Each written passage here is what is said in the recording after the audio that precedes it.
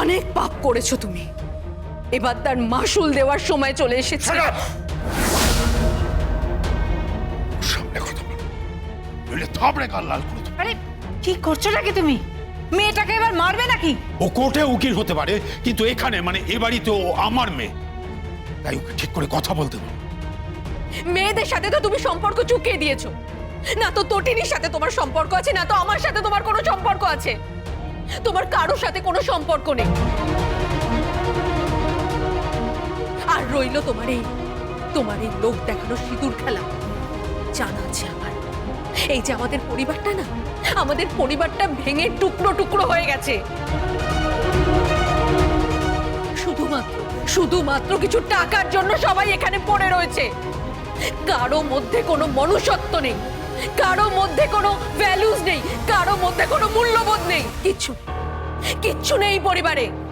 কতগুলো পচে যাওয়া, নষ্ট হয়ে যাওয়া মানসিকতার লোক এই পরিবারের সদস্য।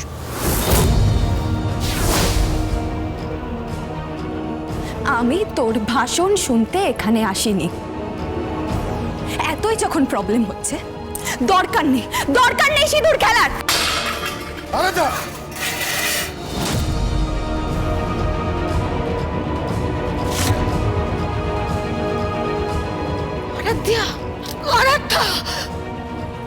বাবা বাবা চলুন। এক মিনিট মা, আমার কথা শুন, তুই যাস না প্লিজ। আমি যাব ড্যাডি, আমি যাব। এই মুহূর্তে আমার কাছে সব থেকে গুরুত্বপূর্ণ কবির, সব থেকে গুরুত্বপূর্ণ। জোর করে আমাকে ডিভোর্স দেওয়ানো যাবে না ড্যাডি, যাবে না।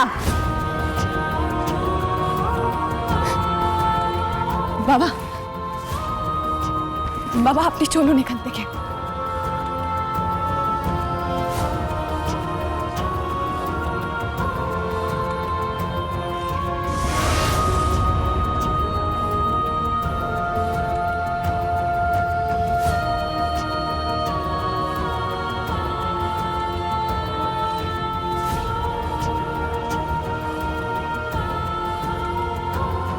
অন্যায় করলে তুমি, অত্যন্ত অন্যায় করলে। আজ সকলের সামনে তুমি আমার দিকে আঙুল তুলেছ। আমি তোমায় ক্ষমা করব না, কিছুতেই ক্ষমা করব না তোমাকে। তটিনী তোমার কানে মন্ত্র দিচ্ছে, আর তুমি এখানে বসে বসে এই পরিবারে অশান্তি সৃষ্টি করছো। আজকের এই সুন্দর পরিবেশটাকে নষ্ট করছো তুমি। আমি তোমায় কিছুতেই ক্ষমা করব না আনন্দিনী, কিছুতেই না। দাদা,